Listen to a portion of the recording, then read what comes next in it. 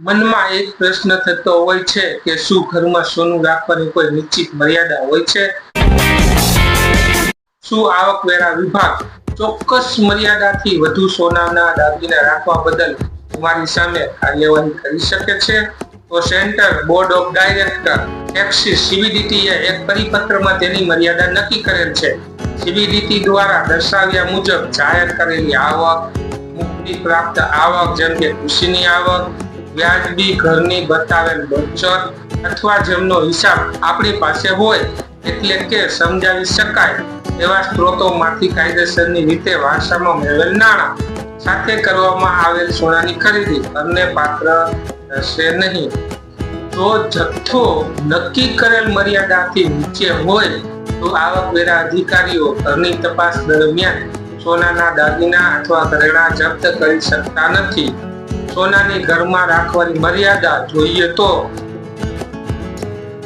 પરણિત સ્ત્રી 500 ગ્રામ સુધી સોનું ઘરમાં રાખી શકે છે.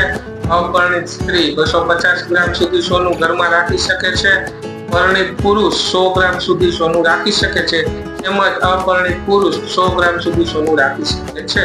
આ મર્યાદા વારસા દ્વારા અથવા કાયદેસર ખરીદી દ્વારા મેળવેલ સોનાના દાગીના અને ઘરેણાં પર લાગુ પડે છે.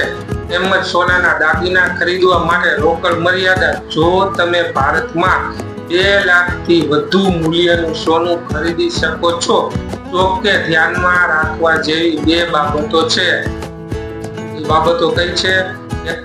કે રોકડ મર્યાદા ભારતીય કાયદો એક જ ખરીદી માટે રોકડ વ્યવહાર 2 લાખ સુધી મર્યાદિત કરેલ છે. તેથી જો તમે રોકડમાં ચૂકવણી કરી રહ્યા છો તો તમારે તમારી ખરીદીને વિભાજિત કરવી પડશે અથવા બીજી ચૂકવણી પદ્ધતિનો ઉપયોગ કરવો પડશે. સોનાના દાગીના અને આભૂષણોના સંદર્ભમાં આવકવેરા કાયદાની વર્તમાન સ્થિતિ અંગે કોઈ પણ શંકા દૂર કરવા માટે આ મુદ્દાઓ સ્પષ્ટપણે સ્પષ્ટ કરવામાં આવેલ છે.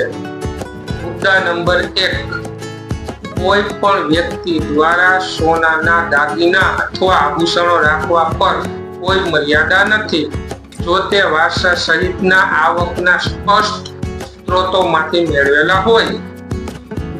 મુદ્દા નંબર 2, તારીખ 11/5/1994 ના પરિપત્રો દ્વારા સોનાના દાગીનાની શોધ અને જપ્તીના સંદર્ભમાં સૂચનાઓ જાહેર કરવામાં આવી છે.